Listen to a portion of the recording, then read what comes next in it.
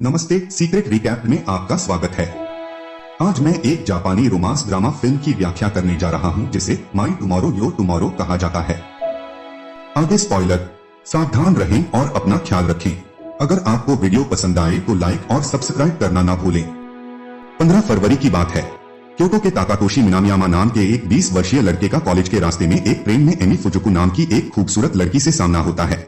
वह तुरंत उसके ऊपर मर जाता है और वह इसे पहली नजर का प्यार कहता है। ताकातोशी एक राजनीतिक व्यंग्यकार और दृश्य कला स्नातक छात्र हैं। ताकातोशी स्वभाव से शर्मिला है और शुरू में अपनी भावनाओं को दबा देता है, लेकिन अंत में उससे संपर्क करने का फैसला करता है। वह जानबूझकर उससे बात करने के लिए अपना स्टॉप मिस करता है। उसके स्टेशन पर उतरने के बाद वह अजीब तरह से उसे बताता है कि उसे उससे प्यार हो गया है और वह उसका ईमेल मांगता है।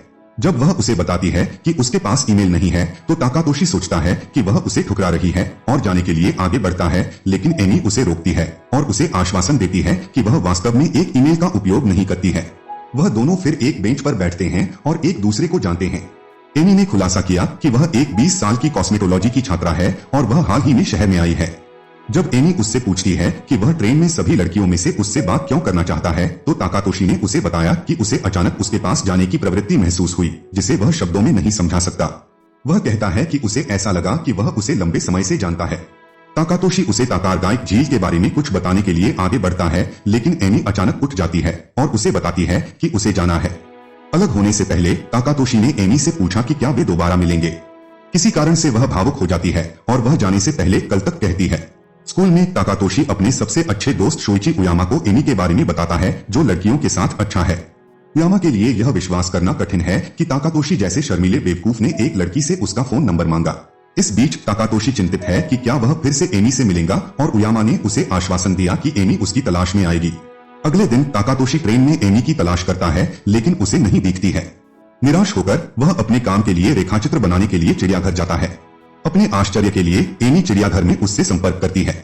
वह उसकी ड्राइंग की प्रशंसा करती है और टिप्पणी करती है कि उसके स्कूल को निश्चित रूप से उसकी ड्राइंग प्रदर्शित करनी चाहिए। हालांकि ताकातोशी यह सोचकर हैरान है कि एमी ने उसे चिड़ियाघर में कैसे पाया। एमी उसे बताता है कि उसने अपनी पिछली बैठक में चिड़ियाघर में अपनी योजनाओं के बारे में बताया और विषय बदल दिया। ताकातोशी हैरान है कि उसने ऐसा कब कहा। वह उससे पूछती है कि वह पिछली बार ताकारगाइक झील के बारे में उसे क्या बताना चाहता था और ताकातोशी उसे बताता है कि यह उसकी पसंदीदा जगहों में से एक है। वह उसे वहां ले जाता है और बताता है कि वह एक बार घाट से गिर गया था और झील में लगभग डूब गया था जब उसे एक महिला ने बचाया था। एमी ने खुलासा किया कि जब वह 5 साल की थी तब उसकी भी लगभग एक बार मृत्यु हो गई थी।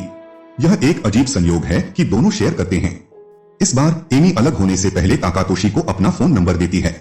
घर लौटने के बाद ताकातोशी ने उयामा को बताया कि उसे आखिरकार एमी का नंबर मिल गया और उयामा ने उसे डेट पर जाने के लिए कहा। ताकातोशी उसे बाध्य करता है और उसे बुलाता है, लेकिन यह नहीं जानता कि उससे कैसे पूछा जाए। वहां उयामा उसके लिए कार्ड लिखता है और उसे बाहर पूछने में मदद करता है। अगले दिन ताकातोशी को पता चलता है कि उसके स्कूल ने बोर्ड पर उसकी ड्राइंग प्रदर्शित की है। अपने दोस्त के सुझावों का पालन करते हुए ताकातोशी अपने डेटिंग स्थान का पता लगाने के लिए खुद जाता है, ताकि वह एमी से मिलने से पहले जितना संभव हो उतना आश्वस्त हो सके। ताकातोशी फिर एमी को उसी स्थान पर ले जाता है और उसे एक शानदार समय दिखाता है। वह उसे एक फिल्म में भी ले जाता है। यह दिन वास्तव में उसके लिए अच्छा होता है। दिन के अंत में ताकातोशी ने एमी को अपनी प्रेमिका बनने के लिए कहने का साहस जुटाया। एमी अपनी भावनाओं जैसे अपनी खामियों को इंगित करती है, लेकिन ताकातोशी उसे बताता है कि वह उसके बारे में सब कुछ प्यार करता है। इससे लड़की की भी आंखें फटी की फटी रह जाती हैं। अगले दिन वह अपने नए अपार्टमेंट में जाने में मदद करने के लिए ताकातोशी के घर पर दिखाई देती है, जहां वह अंत में उसके सबसे अच्छे दोस्त उयामा से मिलती है। सामान को अंदर ले जाने के बाद उयामा चला जाता है, लेकिन एमी अपने अपार्टमेंट को व्यवस्थित करने में मदद करने के लिए ताकातोशी के साथ रहती है। उसे एक बड़े कार्टन बॉक्स में एक रहस्यमयी बॉक्स मिलता है और ताकातोशी ने खुलासा किया कि वह 5 साल पहले एक बाजार में उस महिला से मिला था जिसने उसे झील में डूबने से बचाया था और उसने उसे बॉक्स दिया था। उसने यह भी खुलासा किया कि उसने उसे तब तक बॉक्स नहीं खोलने के लिए कहा जब तक कि वे फिर से न मिलें। अपने घर की व्यवस्था करने के बाद ताकातोशी एमी को स्टेशन तक ले जाता है और रास्ते में वह कुछ साहस जुटाता है और घबराकर पूछता है कि क्या वह उसका हाथ पकड़ सकता है। वह बाध्य होती है और वे पहली बार एक दूसरे का हाथ पकड़ते हैं। ताकातोशी बेहद खुश है क्योंकि वह पहली बार किसी लड़की का हाथ पकड़ रहा है, जबकि एमी भावुक हो जाती है और फिर से रोने लगती है। एमी और ताकातोशी एक दूसरे के साथ ज्यादा से ज्यादा समय बिताने लगते हैं। एमी उसके लिए खाना बनाती है और उसका खाना बनाना उसे हैरान कर देता है, क्योंकि उसके खाने का स्वाद उसकी माँ के खाना पकाने जैसा है। एमी अनुमान लगाती है कि शायद उसकी माँ भी उसकी तरह ही अपने खाने में चॉकलेट मिलाती है। यह ताकातोशी को आश्चर्यचकित करता है क्योंकि उसने उसे कभी नहीं बताया था कि उसकी माँ उसके व्यंजनों में चॉकलेट मिलाती है। ताकातोशी को यह अजीब लगता है कि एमी उसके जीवन के बारे में चीजों की भविष्यवाणी करने में सक्षम है, क्योंकि उसने पहले भविष्यवाणी की थी कि स्कूल में जिराफ की उसकी ड्राइंग प्रदर्शित की जाएगी। हालांकि एमी इसे हंसाती है और उससे पूछती है कि अगर वह भविष्य की भविष्यवाणी कर सकती है तो वह क्या करेगा। ताकातोशी ने मजाक में जवाब दिया कि वह सारा दिन जुआ खेलेगा और अमीर बन जाएगा। दोनों एक साथ ज्यादा समय बिताते रहते हैं और 15वें दिन दोनों में प्यार हो जाता है, जो एक बार फिर एमी को इमोशनल कर देता है। फिर से देर हो रही है और ताकातोशी एमी को रेलवे स्टेशन तक ले जाता है। घर लौटने के बाद ताकातोशी अपनी मेज पर एमी की पत्रिका पाता है और उसको देखता है। देखते ही वह चौंक जाता है। डायरी में अगले 15 दिनों की भविष्यवाणियां हैं। पहली प्रविष्टि 16 मार्च की है, जबकि अंतिम प्रविष्टि 1 मार्च है। 15 मार्च से एक प्रविष्टि में एमी ने लिखा है कि वह ताकातोशी के माता पिता से मिली थी। ऐसा लगता है कि एमी ने उन्हें ऐसे लिखा है जैसे वह समय के साथ पीछे की ओर दौड़ रही हो। ताकातोशी को तब एमी का फोन आता है और यह पता चलता है कि उसने जानबूझकर डायरी को उसकी मेज पर छोड़ दिया था। वह उसे सब कुछ बताने का वादा करती है और उसे कल सुबह 6 बजे अपनी कक्षा में मिलने के लिए कहती है। वह उसे रहस्यमय बॉक्स अपने साथ लाने के लिए भी कहती है। जैसे ही घड़ी पे 12 बजते हैं और इससे पहले कि ताकातोशी कुछ बोल पाता, एमी भूत की तरह फोन बूथ से गायब हो जाती है। अगले दिन एमी उससे कक्षा में मिलती है और उसे बताती है कि वह एक समानांतर दुनिया से है जहां समय विपरीत दिशा में चलता है। दूसरे शब्दों में ताकातोशी का भविष्य एमी के लिए अतीत है और इसके विपरीत। यह बताती है कि एमी को कैसे पता चला कि ताकातोशी की तस्वीर उसके स्कूल में प्रदर्शित होने वाली है। ताकातोशी रहस्योद्घाटन से स्तब्ध रह गया है और पहली बार में इस पर विश्वास नहीं करता है, लेकिन जब एमी उसे बताती है कि वह अपनी माँ के गुप्त नुस्खा के बारे में कभी भी उससे मिले बिना कैसे जानती है, तो वह उस पर भरोसा करना शुरू कर देता है। एमी फिर वह बॉक्स खोलती है जो ताकातोशी को डूबने से बचाने वाली महिला ने उसे दिया था। ताकातोशी अपने माता पिता और उसके साथ एमी की एक तस्वीर देखकर चौंक जाता है। वह बताती है कि तस्वीर उनके अतीत यानी उनके भविष्य की है। एमी ताकातोशी को तब से देख रही है जब वह छोटा था और वह वयस्क महिला थी जिसने उसे बचाया और उसे बॉक्स दिया। यह भी पता चला है कि जब वह 5 वर्ष की होगी तब ताकातोशी उसे मरने से बचाएगा। क्योंकि समय के साथ उसकी यादें फीकी पड़ जाती हैं और समय पीछे की ओर जाता है, वह उसे याद दिलाने के लिए एक पत्रिका रखती है। वह उसे यह भी बताती है कि वे हर 5 साल में केवल 1 महीने के लिए एक साथ रह सकते हैं, क्योंकि तभी एमी का ब्रह्मांड और ताकातोशी का ब्रह्मांड सिंक्रोनाइज होता है। इसके अलावा 20 ही एकमात्र समय है जब उनकी उम्र मेल खाती है और वर्तमान महीना आखिरी बार है जहां वे एक रिश्ते को आगे बढ़ा सकते हैं। उनके तेजी से अलग होने के बावजूद एमी उस पल का आनंद लेने की कोशिश करती है, लेकिन ताकातोशी अपने और एमी के रिश्ते की नकली प्रकृति के बारे में विवादित महसूस करता है। वह उससे कहता है कि वह इस तरह जारी नहीं रख सकता, कह रहा है कि वह किसी की डायरी से एक स्क्रिप्ट नहीं बनाना चाहता। वह कपड़े धोने की दुकान पर अपने दोस्त से मिलता है और बिना किसी विवरण का खुलासा किए वह उसे बताता है कि एमी और वह एक दूसरे से आगे बढ़ रहे हैं। ताकातोशी एमी और खुद की तुलना पृथ्वी और चंद्रमा से करता है, जो हर साल एक दूसरे से 4 सेंटीमीटर दूर जा रहे हैं। हालांकि उयामा उसे एहसास कराता है कि यह उन्हें एक साथ छोड़े गए समय का सबसे अच्छा उपयोग करने के लिए और अधिक कारण देता है। अचानक ताकातोशी को इसका कारण समझ में आता है कि एमी हर समय इमोशनल क्यों रहती थी। ट्रेन में एमी के साथ ताकातोशी की पहली मुलाकात वास्तव में एमी की आखिरी मुलाकात है, लेकिन एमी अभी भी ऐसा व्यवहार करती है जैसे वह पहली बार ताकातोशी से मिली हो।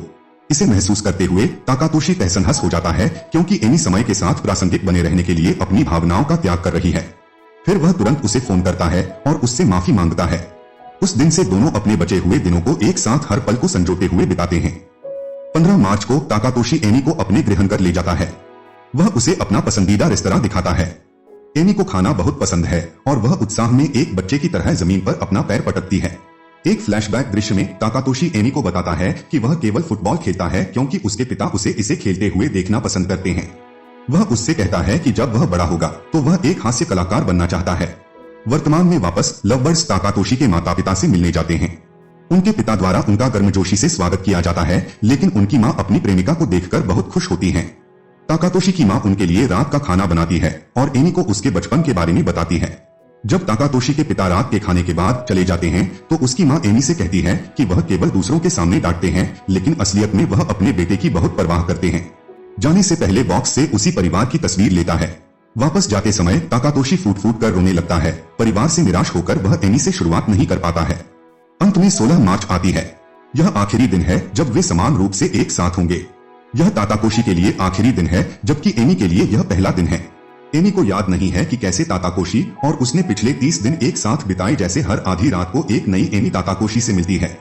वे ताताकोशी की कक्षा में मिलते हैं क्योंकि जब से उसने पहली बार उसे देखा था तब से वह उसे आकर्षित करना चाहता है। एमी की एक डायरी है जिसमें उसने लिखा है कि कैसे वह मोटे तौर पर अपना समय ताताकोशी के साथ बिताती है, जैसा कि 25 वर्षीय ताताकोशी ने उसे बताया था। इसलिए वह एक 20 वर्षीय ताताकोशी को पिछले 30 दिनों में एक साथ अपने समय के बारे में सब कुछ बताने के लिए कहती है। वह उससे यह पूछती है कि अब से वह इस अद्यतन डायरी का उपयोग अपने समय को एक साथ फिर से जीने के लिए करना चाहती है। ताकातोशी फिर खुशी खुशी उसे आकर्षित करते हुए आनंदमय दिनों के बारे में बताता है। इससे उसके आंसू निकल आते हैं। बाद में ताकातोशी आधी रात तक एमी के साथ रहता है। आधी रात से कुछ क्षण पहले एमी उससे पूछती है कि वह किस तरह की प्रेमिका थी और क्या वह उससे खुश था। ताकातोशी उसे बताता है कि उसके साथ पिछले 30 दिन उसके जीवन का सबसे अच्छा समय था। वह उसे यह भी बताता है कि वे अलग नहीं हो रहे हैं।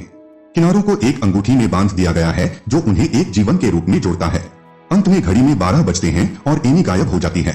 इससे ताकातोशी नाराज हो जाता है, लेकिन एक बार जब वह वास्तविकता को समझ लेता है तो वह शांत हो जाता है। 5 साल बीत जाते हैं। ताकातोशी अब 25 साल का हो गया है। वह एक 15 वर्षीय एमी से मिलता है और उसे वह पेंटिंग दिखाता है जो उसने 5 साल पहले उसकी बनाई थी।